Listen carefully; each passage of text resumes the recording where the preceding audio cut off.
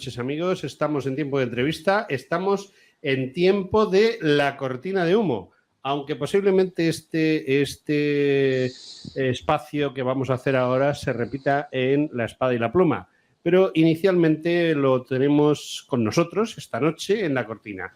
Y tenemos con nosotros una entrevista que hace tiempo que yo persigo tremendamente, que es uno de esos autores que yo en un principio como que no había caído en ellos, pero hay una cosa que tengo muy clara. El día que yo le entrevisté la vez anterior, me subió la audiencia como si hubiese descorchado una botella de champán. Y entonces dije, esto hay que repetirlo, porque a mí el champán no me gusta, pero la espuma sí. Y tengo aquí la suerte inconmensurable de tener con nosotros a don José Ruiz Mata, Pepe para los amigos. Buenas tardes. Bueno, don José. Me he quedado así con esta presentación tan maravillosa. Me ha dejado anonadado. Muchas gracias. Buenas tardes a todos los oyentes. Bueno, la verdad, don José Ruiz Mata, o Pepe Ruiz Mata es un hombre que sorprendentemente yo desconocía el año pasado, lo conocí, vi su trabajo y yo dije, pero bueno, ¿dónde está escondido este hombre? Porque aquí en Madrid es muy desconocido inexplicablemente. ¿Dónde estabas? Mira, ese es un problema que tenemos en este país, o como decía, corte o no sé qué. O sea, que si no estás en Madrid o en Barcelona, es muy difícil sacar la cabeza para ningún lado, ¿no? Parece que todos se reúnen allí se lo guisan y ahí se lo comen. Yo he intentado hacer mi carrera literaria desde Jerez de la Frontera. Oye, y así me está cumpliendo. O sea, que no me conoce. Y encima cuando la ciudad es mediana como Jerez, oye, los celos, las envidias son más grandes que en Madrid, ¿eh? Pero en Madrid como hay más gente, pues uno te vas disolviendo. Pero aquí no, aquí como te conocen, te van dando por todos lados. Entonces, entre las envidias que tengo en mi pueblo y que mi pueblo es pequeñito, que no es Madrid, pues así me va. Bueno, estamos hoy contigo porque ha caído en mis manos, gracias a Almuzara y a su servicio de información para que nosotros hagamos estos programas, un interesantísimo libro que cuando lo vi me quedé un poco sorprendido, pero luego cuando me he enterado de quién es el autor ya no me sorprende tanto. Porque, bueno, hubo un libro del que yo te entrevisté, el de Al-Ándalus, que es maravilloso. Sí. Y este de la Atlántida no he tenido tiempo todavía de leerlo porque me llegó ayer o antes de ayer desde la editorial, pero lo que puedo decir es que tiene una pinta excepcional. ¿Cómo te has metido a esto de la Atlántida? Bueno, tú escribes básicamente sí. de tierra, ¿no? Lo de la Atlántida tuvo su gracia porque yo nunca me había planteado lo de la Atlántida. O sea, yo la Atlántida tenía como la puedes tener tú, la puede tener cualquier otra persona, como un mito que la había leído, pero no me llamaba más la atención, no le tenía. Pero, oye, de pronto, de la Universidad Nacional de Andalucía me llaman y me dicen que quieren que yo, en un curso de verano que tienen, que yo vaya y dé una clase sobre la Atlántida. Y yo lo primero pregunté, oye, ¿y yo de la Atlántida qué sé? O sea, ¿qué puedo explicar? Como si a ti, para mí es como si a ti te dicen que tiene que dar una charla como de sumiller, ¿no? Y dice, bueno, sí, me gusta el vino, pero está, ¿no? Entonces me dice, hombre, usted tiene la Atlántida en casi todos sus libros. Digo, que yo tengo la Atlántida. Y me tuve yo que volver a leer para enterarme dónde tenía la Atlántida. Y ciertamente cuando me volví a leer me di cuenta, sí, que yo la Atlántida pues la tenía en los libros. Lo que pasa es que no la había mencionado. Yo tenía la Atlántida y en base a eso pues he hecho este libro. O sea, todos los conocimientos que yo he tenido sin darme cuenta que estaba hablando de la Atlántida. Porque, vamos a ver, mira, la Atlántida tiene un pequeño problema. Es que ya con Platón ya hablaba un poquito de maravillas, ¿no? Luego aparecen escritores, ¿no? Como Julio Verne y otros más, y nos da una figuración de que la Atlántida era como unos frontones, unas columnas, unos palacios, ¿no?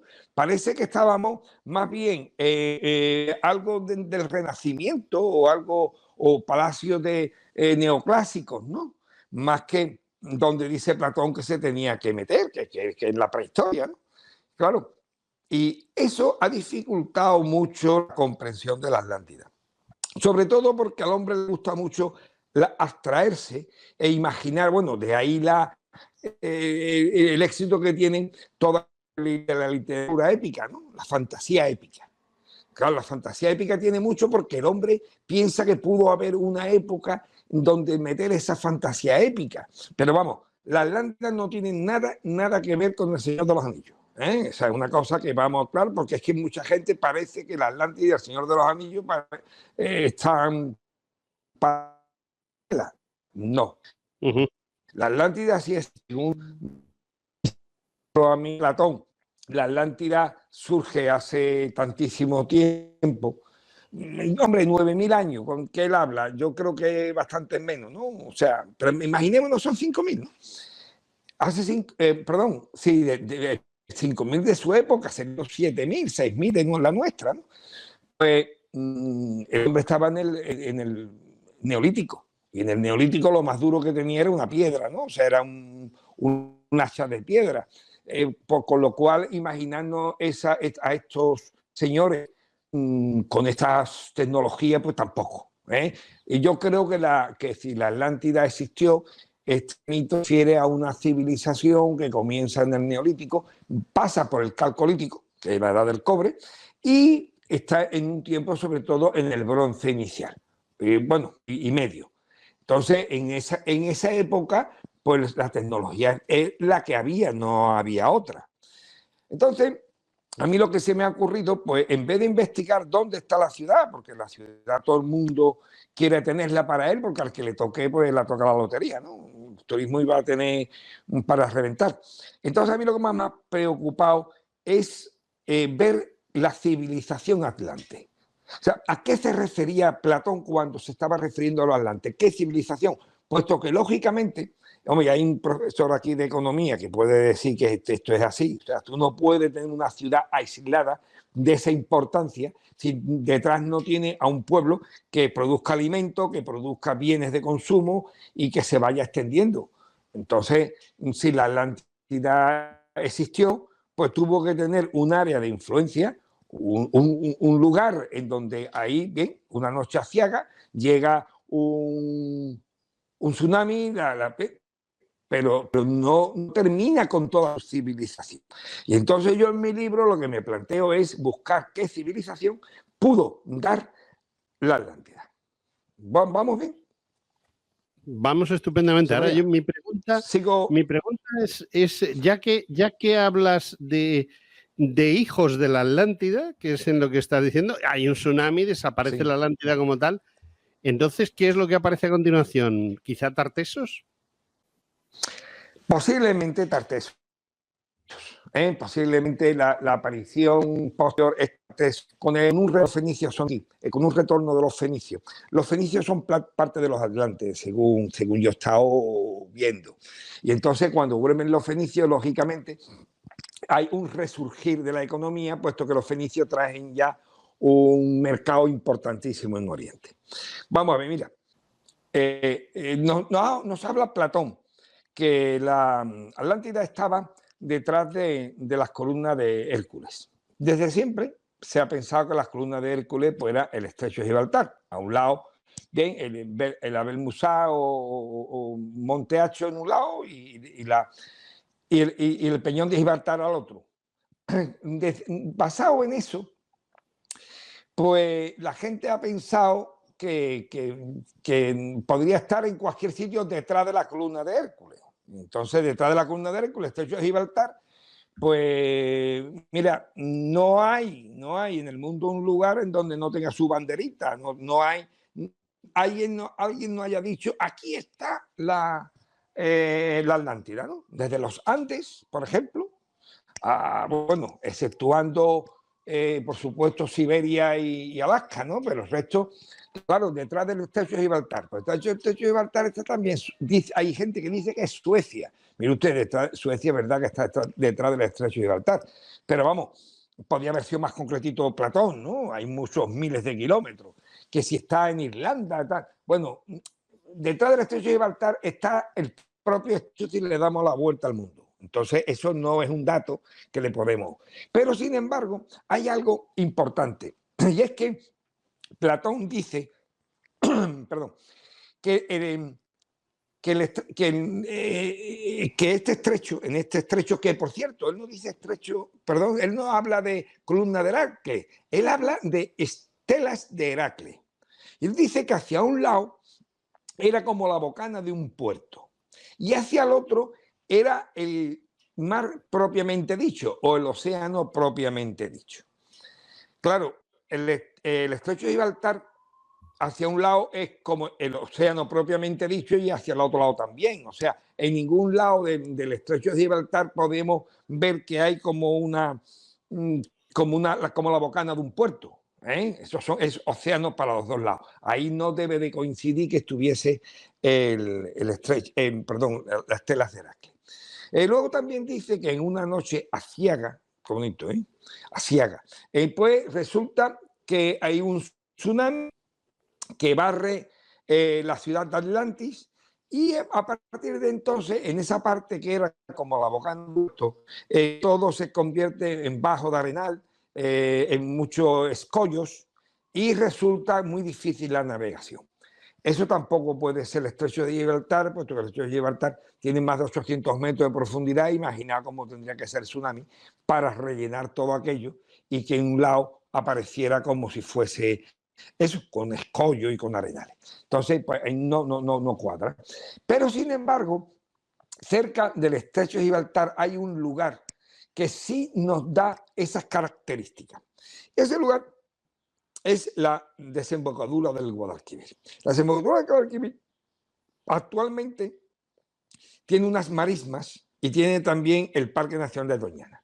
Pero antiguamente, en ese sitio donde estaban las marismas y el Parque Nacional de Doñana, lo que había era el lago Ligustino, o Sinus Tartesicum, que era una entrada del mar en donde, bueno, pues se formaba una especie de bahía interior que tenía más o menos la longitud unos 100 kilómetros y unos 50 de ancho. O sea, iba desde donde está ahora mismo Sanlúcar a un poquito más arriba de Sevilla y desde el Rocío a Lebrija, ese sería el ancho. Bueno, pues en ese lago, claro, si tú te pones en la entrada, hacia afuera es el mar propiamente dicho, el océano propiamente dicho, pero hacia el interior es como la bocana de un puerto. Ahí sí nos podríamos ver que es como la bocana de un puerto hacia un lado y hacia el otro el mar propio, el océano propiamente dicho. Se llama propiamente dicho porque también el Sinus Tartesicum también forma parte de ese océano, ¿no? Es una entrada simplemente. Luego, en el otro caso, tsunamis han barrido estas costas. Se sabe que periódicamente en la historia, cada 700 años más o menos, se sabe en la antigüedad, ya se tienen por los restos que han ido quedando, que hubo un tsunami allá por el en 1700, y lo que sí seguro es que hubo un tsunami allá sobre el 1300 y algo antes de nuestra era. El último tsunami, hay gente que no es que se acuerde, sino que habrá leído, el último tsunami fue en el año 1755, creo, que fue el terremoto de Lisboa, que provocó un tsunami que barrió todas las costas atlánticas, por tanto europea como africana. Hay un recuerdo en Chipiona grande de ese tsunami, puesto que en Chipiona hay incluso una cruz donde pone un recuerdo del tsunami, y la ciudad de Cádiz pues casi desaparece. O sea, que ese tsunami existe de vez en cuando. Hay que tener en cuenta que dentro de poco nos toca otro. O sea, que tenemos que estar alerta a ese tsunami, que lo mismo aparece cuando menos lo esperemos. Bueno, pues ese tsunami, si entró dentro del lago Ligustino, hay que tener en cuenta que cuando un tsunami se estrecha, pues se eleva, o sea, con lo cual es más dañino aún. y además aumenta la velocidad. Si esa ciudad estuvo en el lago Ligustino, lo que era el lago, rodeada de lago, pero no a mucha altura, pues el tsunami la barrió en esa noche, que siempre se le dice asiaga, que podría haber dicho también una noche terrible, no tenía por qué ser con esa palabra, lo que pasa es que nos gusta. Y entonces, pues, la barre, y cuando la ola del tsunami retrocede, en el lago lo que queda, pues eso son barro, ya no queda nada o sea, todo lo que hay dificulta la navegación. Eso también nos cuadra con lo que está diciendo Platón. Pero hay una tercera cosa, y es que Platón dice que estaba formado por diferentes islas y que de una isla a otra se podía pasar y de ahí al continente propiamente dicho. Bien, en la costa oriental del lago Ligustino, se sabe, porque además Tarteso estuvo allí, pues se sabe que hay una serie de islas, donde una de ellas está hasta Regia, excavaciones que estamos intentando que se lleven a cabo, interesantísimas, en donde estaba, bueno, en varias islas que se iban comunicando unas a otras por canales, o sea, que tú podías pasar de una isla a otra por un canal. Y luego de esas islas al continente propiamente dicho, que ya sería, bueno, pues lo que sería donde está ahora el Monte Gibalbín, etcétera, etcétera. Entonces quiere decir con esto que eso también no lo cumple. Estamos hablando de eso. Estamos hablando de una de esas islas que dice que hereda uno de los hijos de Poseidón, estaba desde la estela de Heracles hasta Gadir. Si Gadir es Cádiz, o sea, pues lo tenemos aquí al lado. Cádiz, realmente hubo una isla que iba desde una de las estelas hasta Gadir, que teniendo en cuenta que Gadir pudo haber estado perfectamente en donde está ahora mismo el yacimiento de Doña Blanca. Entonces, nos va contando muchas de las circunstancias, muchas de las que nos está diciendo. Y luego entonces, bueno, ¿dónde está esa civilización? Esa civilización, porque no va a desaparecer una civilización y ya no aparecer más. ¿Dónde están los restos de la Atlántida? Los restos de la Atlántida existen actualmente. Lo que pasa es que no queremos verlo como Atlante. Los restos de la Atlántida fundamentalmente son los dólmenes y los menires que hay en Andalucía, bueno, y en gran parte de Europa. Los dólmenes que existen en Andalucía son los más grandes de Europa, los más antiguos, los más laboriosos y los más interesantes. Posiblemente el más famoso sea el dolmen de Menga, que la piedra que cubre la cámara tiene algo así como 170 toneladas, que no es poco. El dolmen de Alberite, que es el más antiguo que se conoce hasta ahora, que es del 4700 antes de nuestra era. Tenemos Soto en Huelva, o sea, tenemos muchísimos dólmenes en Andalucía, que claro, que para construir esos dólmenes, un dolmen no es una piedra que yo te digo, José María, José Antonio, cógete por ahí, ¡pum! Y la subimos arriba. O sea, no, una piedra de un dolmen puede pesar 1000 kilos. O sea, que eso necesita una tecnología.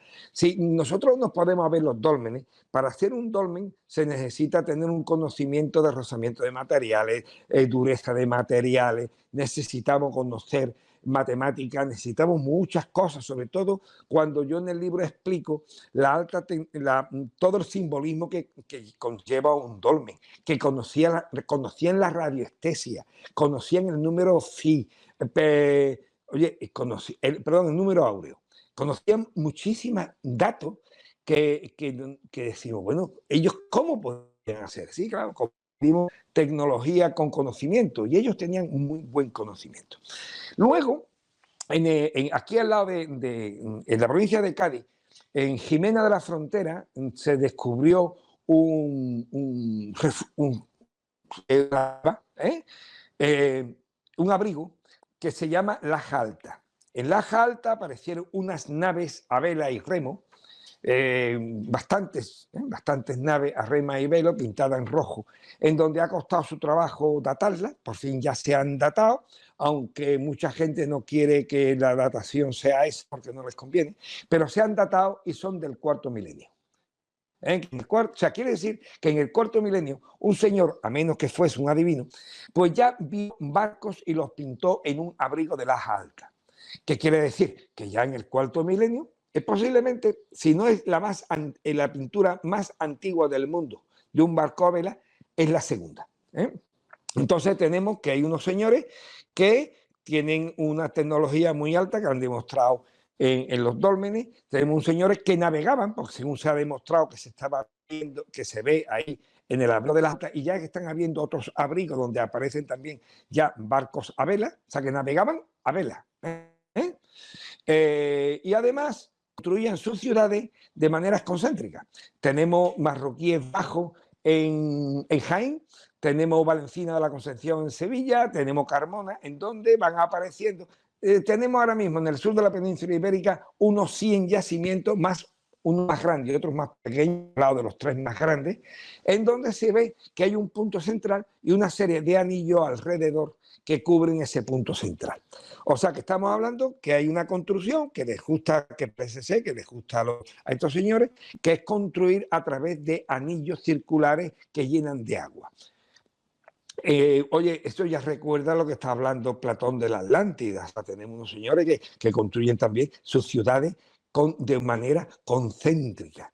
En la ciudad de Valencia, las últimas investigaciones dan que posiblemente tuviera en el Calcolítico, estamos hablando de 3.200 a 2.300 antes de nuestra era, pudo llegar a tener cerca de 50.000 habitantes. O sea, es una auténtica barbaridad. O sea, que gente había. Quiere decir que navegaban, que hacían los circulares, que tenían tecnología.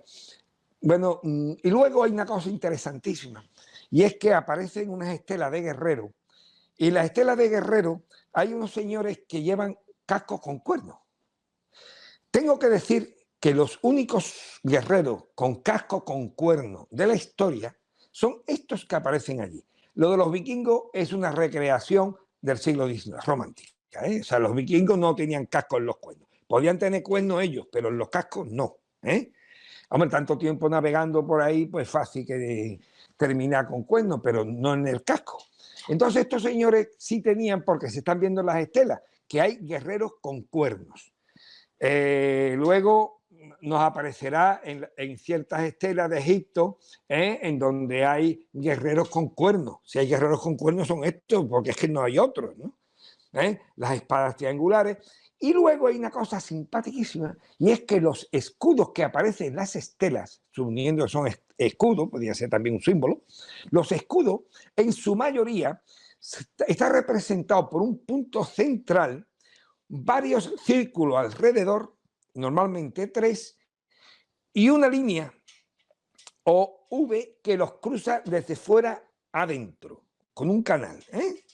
O sea, tenemos más cosas que nos está representando la Atlántida de Platón. O sea, ese punto central con canales alrededor y un canal que los atraviesa a todos. Pues también lo tenemos en las estelas. Se me había olvidado antes. En estos yacimientos que están apareciendo, que tienen fosos concéntricos, todos tienen un canal que los atraviesa. Mira, pues, no creo yo que me equivoque mucho ni fantasee mucho diciendo que la Atlántida puede estar por aquí, ¿verdad?